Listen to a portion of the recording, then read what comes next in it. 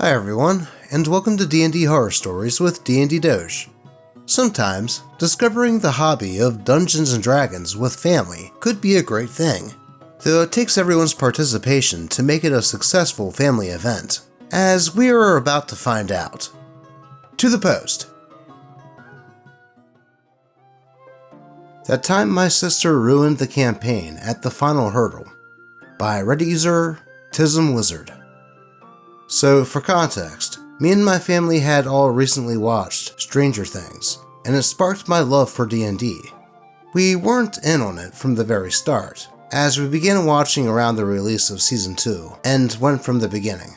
But the D&D segments made me look into the game, and my family decided to give it a shot. My mother was an avid storyteller, and so after speaking and planning with a friend of hers who knew more about the game, he handed us one of his homebrew quests, a dungeon-crawling tale of heroes with lots of mystery and tension.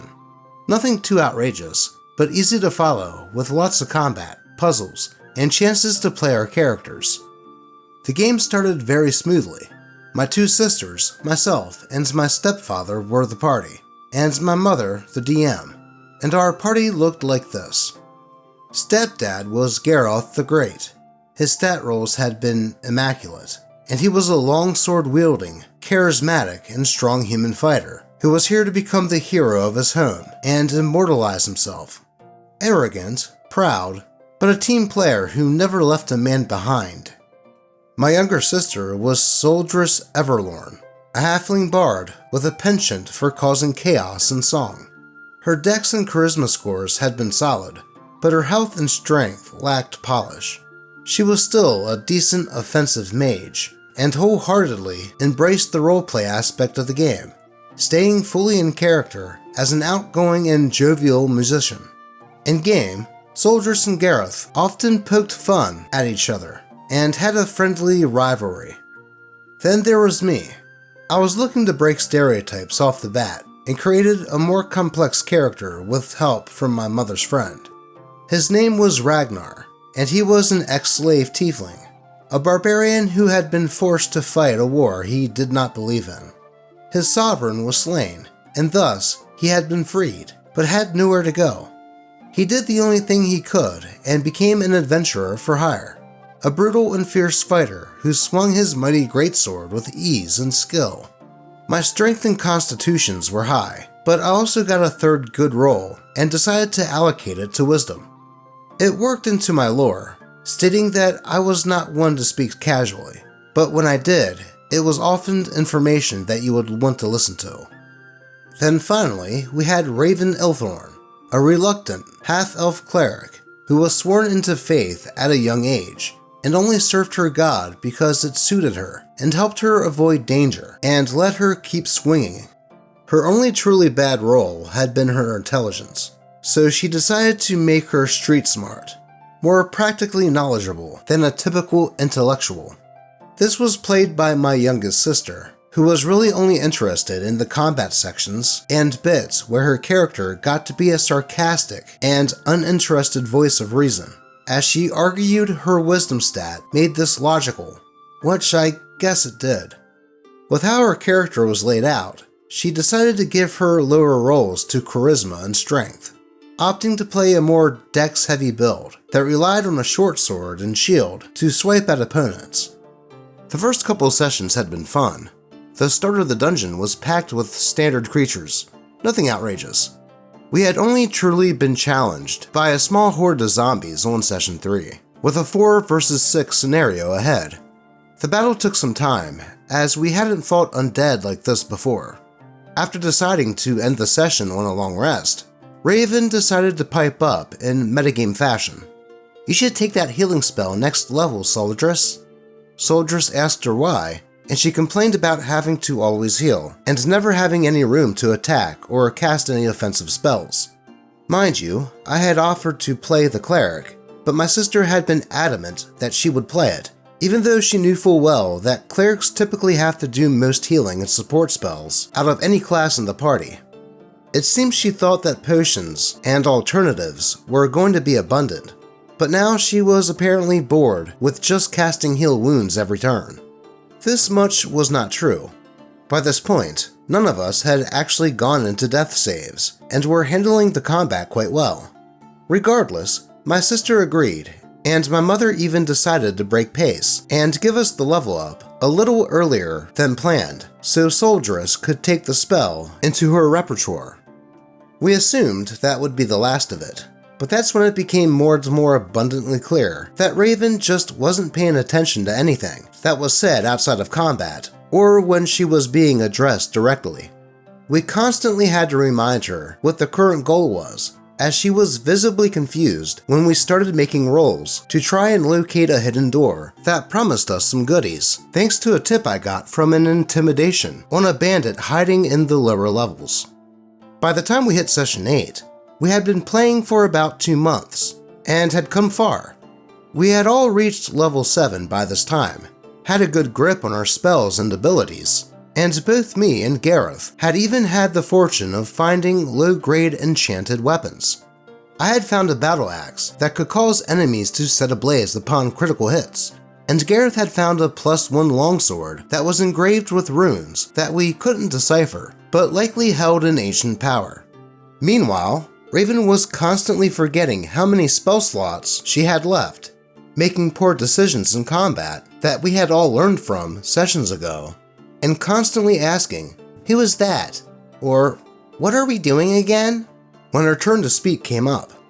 We tried to speak to her out of character and get her to understand that she would have to listen to actually play with us, but she just blew it off and said she would get bored when nothing interesting was happening. Luckily, she did start paying a bit more attention after that, but it didn't get much better. The nail in the coffin came when a very large plot point was brought up, and we all took note. The crystal we had to extract from the final chamber of the cave was just ahead, and we had found a makeshift prison where a frail and defeated warrior warned us of its power. Apparently, the mage who had sealed it down here to collect later had placed a mighty spell upon it, and if we tried to touch it before dispelling the magic, we would be putting ourselves in grave danger.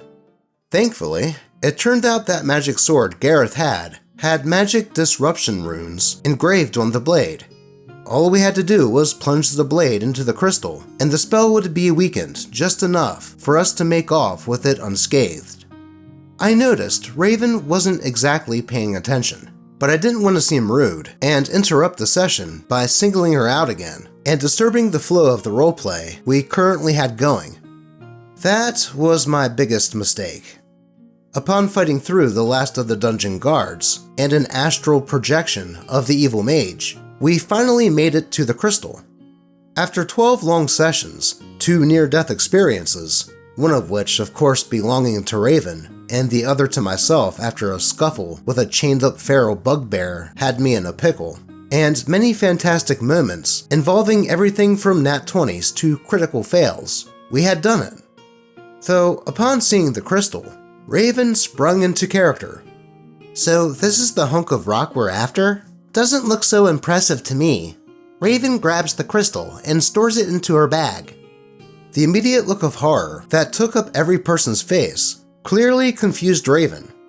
By this point, however, I think the Dungeon Master had had enough and just followed the protocol for touching the active crystal. So we all had to make a strength saving throw as the crystal erupted with a mighty spell that was designed to throw us back and cause major damage. Gareth was up first. For the first time all campaign, he rolled a nat 1, so he died. Next was Soldieress.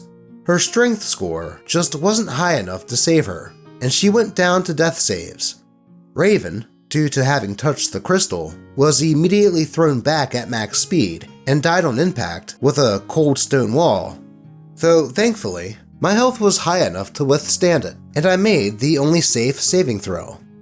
I scrambled to roleplay and save Soldieress, deciding to take the opportunity to really play into this and get into character. I rushed over to Soldieress, who was currently not doing too well, and desperately attempted to help her up. My sister, being an absolute mad lad, decided to give up and die, uttering a moving final speech in character that went something like this. "Don't worry about me, Ragnar. The battles we fought, the songs we sung, the journey we had, It was all so incredible. To die here is to die a legend. Make sure they know my name. Now, you don't get that level of voice acting with AI text-to-speech. We all sat in stunned silence, and Raven looked truly shocked. How the hell was I supposed to know that it was going to explode and kill us all? That's just bad writing on Mom's friend's part. When informed that we had been told, she went bright red and started muttering excuses. But we all silently agreed that she wasn't going to be playing with us if we played the game again. My mother helped me voice a stunning conclusion as I stumbled my way out of the cave after removing the crystal correctly, and I retired the character after that campaign. Me and Soldress's player went on to play another campaign with a group of her friends with me as the Dungeon Master. And thankfully, my youngest sister profusely apologized and swore off playing D&D ever again. Surprisingly, that experience actually made me appreciate players who took greater interest in my world building and finding each little secret and hidden room, which I now love to weave into my campaigns. Well, talk about one person bringing down a campaign. Even though they did talk to Raven's player, sometimes you need to bring up certain issues more than once with the player. Like OP said, it seemed like Raven was more into the combat portions of Dungeons & Dragons, which is totally fine. And they did do the right thing by talking to her about paying more attention to the narrative and role-playing, which I think may have actually led to the incident with the crystal. That might have just been her trying to get more into the roleplay, and saw that as an opportunity to take more initiative and be the one to grab the crystal, without realizing that there was a roleplay moment when the party was told about its destructive properties. In my honest opinion, I think the Dungeon Master should have had a "are you sure you want to do that" moment to Raven's player, and subtly remind them of the warning that the party got. Sure, Raven's player probably zonked out on that little tidbit, but her character would have likely remembered something so important. I think the Dungeon Master making what was essentially a TPK due to one player's absent-mindedness was a little extreme. And sometimes, with some people, it will take multiple reminders for a person to pay attention for that mindset to actually stick. And it does sadden me to hear that Raven's player basically swore off D&D as a whole after this experience. Though, at least OP took this experience as a positive and learned from it. Though, I do think the DM could have handled the whole thing a bit better, and then the campaign could have continued. Though perhaps the DM was just tired of DMing and saw this as an out. Who knows? Though, I would love to hear your thoughts on the story. Do you think this was an appropriate outcome? Or do you think that the DM could have handled things better?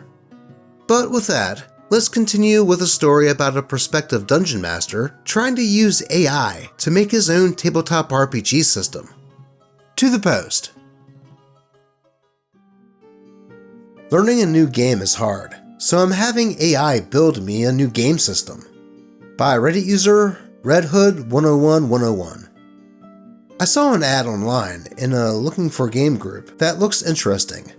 The game master was looking for players for a game that was a, quote, mix of traditional fantasy elements in a cyberpunk world. They mentioned that they were building their own game system in their post, and I figured I'd shoot them a message, because it seemed like a kind of neat idea for a setting, and I've recently been getting into a lot of game design theory. I messaged the game master, and we started chatting about the game and such, and I asked why he wanted to build out his own game system rather than use Cyberpunk, or Shadowrun, or something of the like. He responded, "That's a lot of work. You have to read the books, learn how to run the game, learn all the lore. It's way easier to just have ChatGPT help me make a game." 1. The irony of a Cyberpunk game being made with AI, which was lost on him when I pointed it out, may be a sign that he knows nothing about Cyberpunk other than neon. 2. In what world is designing, writing, proofreading, balancing, etc. your own game system easier than reading a book? 3. Typing "make a tabletop RPG" into AI is not designing a game. Surprisingly, after I pointed these things out, he said that he didn't want me in his game, though I suspect most people are that way, since he's still putting up ads for it. Yeah, I don't think AI is quite at the point of spewing out a fully fledged tabletop RPG system that anyone would enjoy. Now, don't get me wrong, I think people trying to build out their own systems is admirable, but likely takes a lot of work with balancing, rules, and whatnot. Though, with the way that AI is going, I think this could actually be a possibility within the next 5 years, which I can't decide if that scares me or makes me hopeful for the future. Though if I'm being honest, it's likely the former. But something tells me that this dude trying to do that currently isn't going to be able to retain players. I mean, just play Cyberpunk or Shadowrun or something. Now, before we move on, it would really help out the channel if you could like the video if you're enjoying it, and subscribe. And to bribe you, here's a kitty.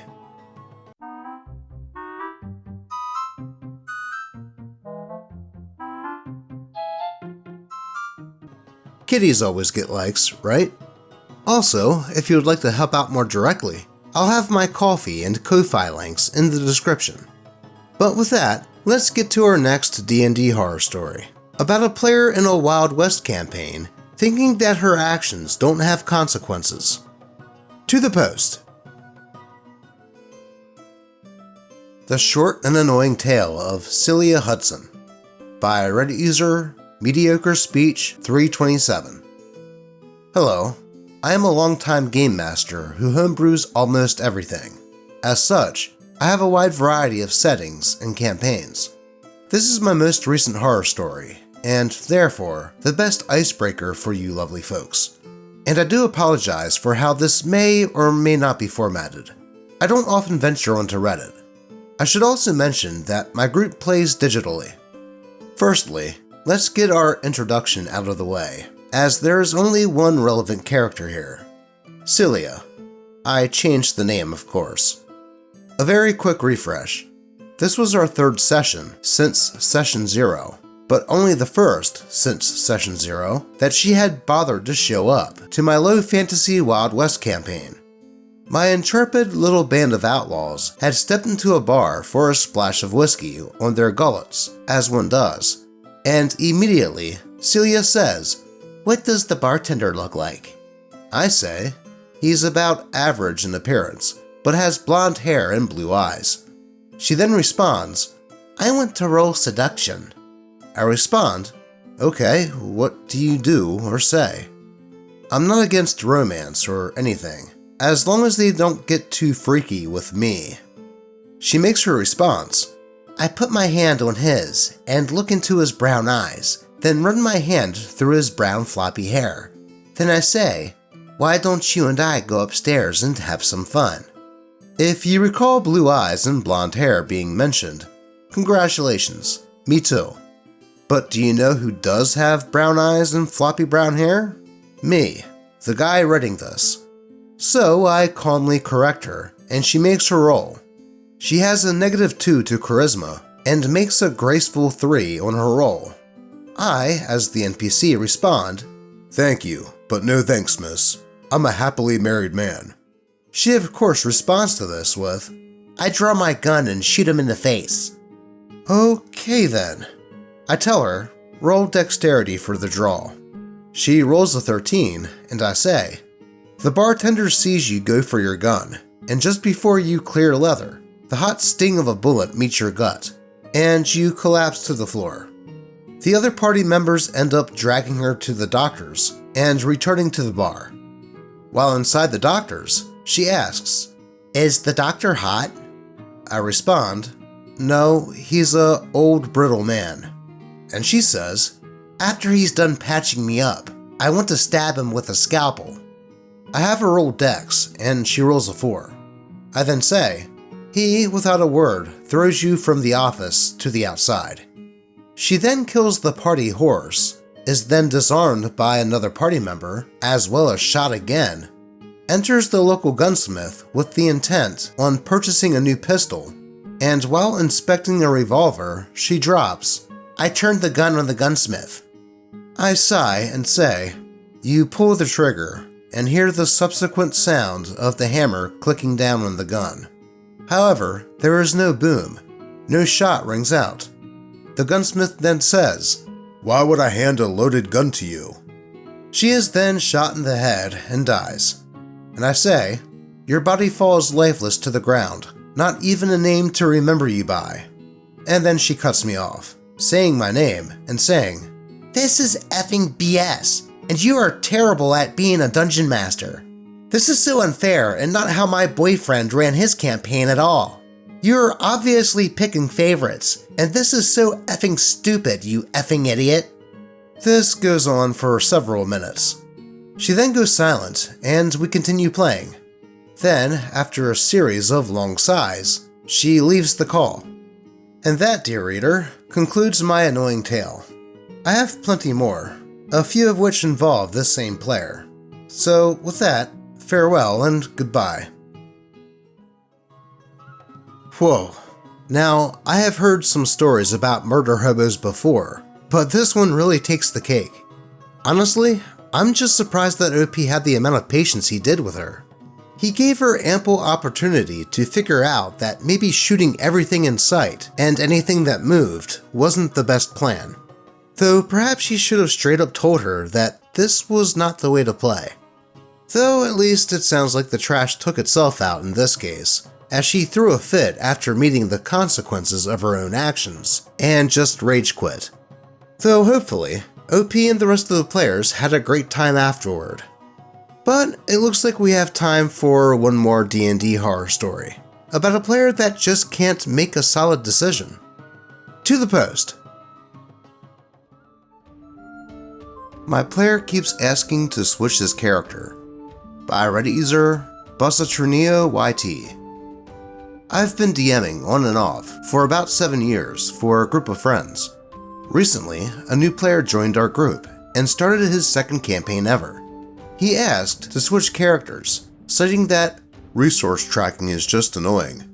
I allowed it once, since he's still learning D&D and figuring out what playstyle suits him. However, after switching from a spellcaster to a barbarian, he is now asking to change again. He says he doesn't feel useful in combat because all he does is swing his axe and rage. I explained that further character changes won't be allowed unless there's a legitimate character death. Despite that, he's since complained to the 2 friends who invited him, and now they're pressuring me to allow another switch. I've stood firm on my decision, but this has created a divide in the group. Am I being unreasonable by not allowing another change? Or is it fair to set this boundary? I'd appreciate some outside opinions, as our group is currently taking a break while we decide on a resolution. Editing due to a few responses mentioning that this needed context. I apologize for the exclusion. My main issue is the 5 times he's done it in the first campaign that he was playing in. He really enjoyed Baldur's Gate 3, and I believe he was expecting D&D to be more like a video game. And as someone else pointed out, I am not Withers. Also, I always do backstory tie-ins. It is a big part of what I like doing as a dungeon master. He still wants that part, as he says it's engaging for him, but he still wants to switch characters. After explaining that he won't be getting a tie-in if we have to switch the character, unless it's a generic tie-in, he was not happy about that, and was adamant that he gets the same level of tie-in that the others get. Well, that certainly sounds like that could get annoying as a dungeon master. To have a player constantly wanting to change characters, yet have the same amount of backstory tie-ins as the other player characters. If I was the dungeon master here, I would tell this player that they can change their character one more time, but also explain how much work it takes to interweave backstories into the overarching narrative, and that if it happens again, that their character won't have any backstory tie-ins at all, or you will just not have him in the game anymore. Being a dungeon master takes a lot of work, and I think OP needs to put their foot down in this situation. But that is all I have for you today. As always, I appreciate all of you, and hope that your games remain horror story free. Until next time.